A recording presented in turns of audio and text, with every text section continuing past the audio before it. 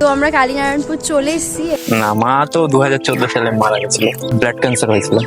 আমি ছোটবেলার থেকে অনেক রকম কাজ করেছি, যোগালি কাজ থেকে শুরু করে রং পেন্টিং শুরু করে সব, ক্যাটারিং তো করি, বাংলা ডান্সের, তারপরে ডান্স জুনিয়র সিজন কাজ করছো? হ্যাঁ করছি তো। এই ছেলেটা এত বড় হয়ে গেছে, এই করে ওই করে, নাচে, ভিডিও বানায়। বাবা বাড়ি থেকে কোনো সময় কারোরই এগুলো সাপোর্ট করে না, ঠিক আছে? যাদের পয়সা আছে বা যাদের অবস্থা খারাপ, যাদের পয়সা করি কম আছে, তাদের ওই প্রবলেমটা ফেস করতে হয়। আমারও সেরকম।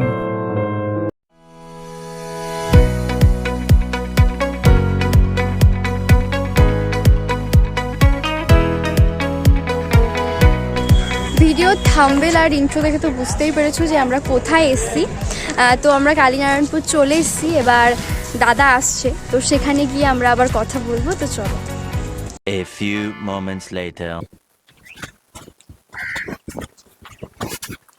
আরে কেসি, ক্যামেরা চালু। ভালো আছো? হ্যাঁ ভালো আছি, তুমি ভালো তো? হ্যাঁ। আরে এটা নিয়ে আসলাম, দেখা করতে আসলাম। আরে থ্যাংক ইউ। এইটা বান্ধবী হয়। আরে একে চেনো না? আরে এখন যে রাজ রাজ রাজ। আচ্ছা, ভালো আছো? হ্যাঁ, তুমি ভালো আছো? দাদা চলে এসছে, এবার দাদার সঙ্গে কিছু কথা বলবো। বলছি যে তুমি যে ভিডিওটা করলে, ফার্স্ট কি দিয়ে শুরু করেছিলে চ্যানেল? এইটা তো সবাই জানে, কালীনারায়ণপুর যেখানে তুমি না, দাঁড়িয়ে আছো। তুমি যে চ্যানেলটা শুরু করেছিলে প্রথমেই তো কালীনারায়ণপুর দিয়ে ও শুরু আচ্ছা আচ্ছা, হ্যাঁ। আমার ফার্স্ট।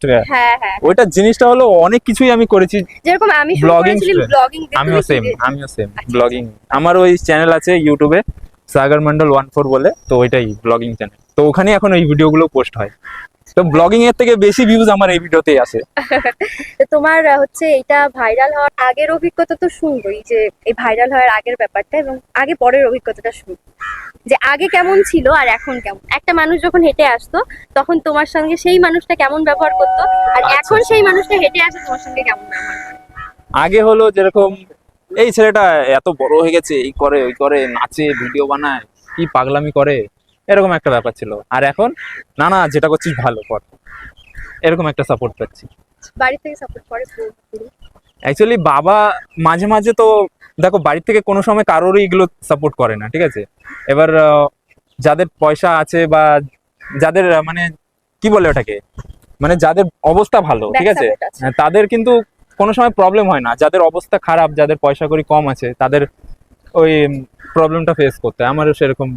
মানে বাবা যতই বলুক না কেন, এখন আবার খুশি হয়ে গেছে যে না, ওর কাছ থেকে শোনে তো যে না, তোমার ছেলে এই করছে ওই করছে। তো যতই যেভাবেই যাই করি না কেন, বাবা ভালো জিনিস শুনছে, আমাকে এসে ভালো বলছে। এখন এখন কি পুরোপুরি ভিডিও হচ্ছে না তার পাশাপাশি অন্য কিছু চলছে? ভিডিও হচ্ছে, আর আমি তো প্রফেশনালি ডান্সার, তো ব্যাকআপ ডান্সারে ওখানে কাজ করি আমি। কোথায় কাজ করো? এই তো ডান্স বাংলা ডান্সের, তারপরে ডান্স জুনিয়র সিজন এখনো কাজ 3। করছো? হ্যাঁ করছি তো। বাড়িতে কে কে আছে? আমার বাবা আছে শুধু। ভালো। না, মা তো 2014 সালে মারা গেছিল। কিছু না মনে করলে একটা কথা বলি, কিভাবে হলো? হয়েছে, ওটা হলো ব্লাড ক্যান্সার হয়েছিল। তা তখন তো চিকিৎসা অত ছিল না, আর আমাদের অবস্থাও সেরকম ভালো না। তোমার বাড়িতে কে কে আছে? আমার বাড়িতে আমি, আমার মা আর ভাই। আচ্ছা। আমরা এমন একটা সময়ে এসেছি, আলোটা একদম নেমে আসছে, তাই প্রথমে ওখানে শুট করছিলাম, তারপর ভাবলাম যে এই জায়গাটায় ভিডিওটা করি। আগে যখন এই যে এখন তো ভাইরাল হলো, তার আগে তুমি কি করতে? আগে মানে ভিডিও ছাড়া তো, ভিডিও থেকে তো আর্নিং সেভাবে হতো না। না না, আগে হলো ধরো ছেলেপেলেরা যেরকম করো, আমি বেশিরভাগ ক্যাটারিং করি, ঠিক আছে? ধরো এখন এদিকে করো? ক্যাটারিং করি, আর তারপরে ডান্সের প্রোগ্রাম হয়, ডান্সের। এখন তো ওই ডান্স বাংলা ডান্স ওই স্টুডিও ধরে নিয়েছি, বা ওদের ওখানে পরিচয় করেছি। তো বড় বড় কাজগুলো ওরা দেয় মাঝে মাঝে, সবসময় তো হয় না, ডান্সের জিনিস সবসময় হয় না। যখন ইভেন্ট আসে, যখন রিয়েলিটি শো হয়, তখন যাই।